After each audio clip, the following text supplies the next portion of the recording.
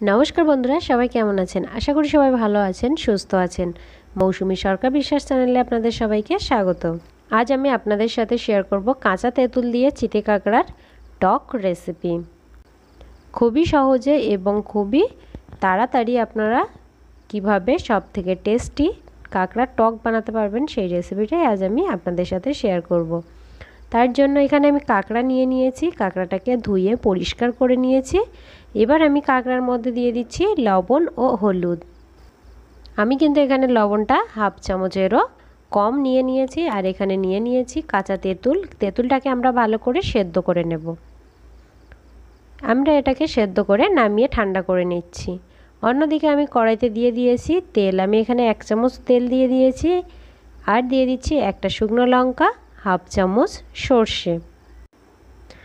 এবার আমি কাঁকড়াটা এর মধ্যে দিয়ে দেব। আমরা কিন্তু কাঁকড়াটা একটু ভেজে নিচ্ছি।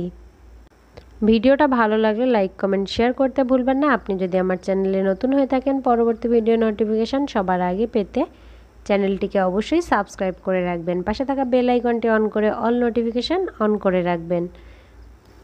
কাঁকড়াটা কিন্তু আমাদের একটু ভাজা ভাজা হয়ে গেছে। এবার কিন্তু আমি এই লঙ্কাটা মাঝখান থেকে একটু ভাগ করে দিচ্ছি। আপনারা চাইলে কিন্তু লঙ্কাটা চিড়ে দিয়েও তেলের মধ্যে দিতে পারেন। একদম সহজে আপনারা কিন্তু এইভাবে বাড়িতে কাঁকড়ার টক রেসিপিটা রান্না করতে পারেন। আপনারা চাইলে এটা কিন্তু পাকা তেঁতুল দিয়েও করতে পারেন। এবার আমি এর মধ্যে দিয়ে দিচ্ছি সামান্য পরিমাণে একটু হলুদ আর লবণ। আমি কিন্তু তখন অল্প করে দিয়েছিলাম, তাই আমি আবারও একটু লবণ আর হলুদ এর মধ্যে দিয়ে দিলাম।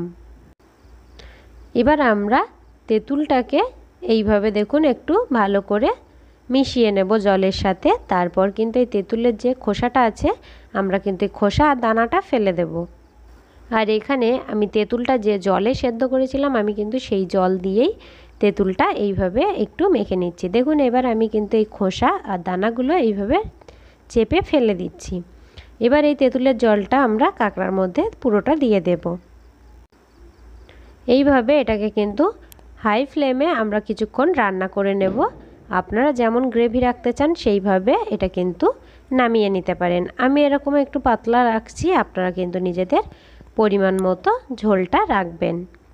এইভাবে দেখুন আমি কিন্তু কাঁকড়ার টক রেসিপিটা সার্ভ করে আপনাদের সাথে শেয়ার করলাম।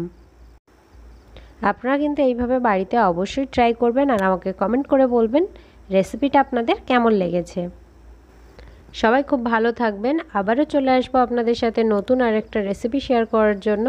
ততক্ষণ কিন্তু আপনারা এই কাঁকড়ার টক রেসিপিটা বাড়িতে অবশ্যই ট্রাই করবেন, আর আমাকে বলবেন রেসিপিটা আপনাদের কেমন লেগেছে।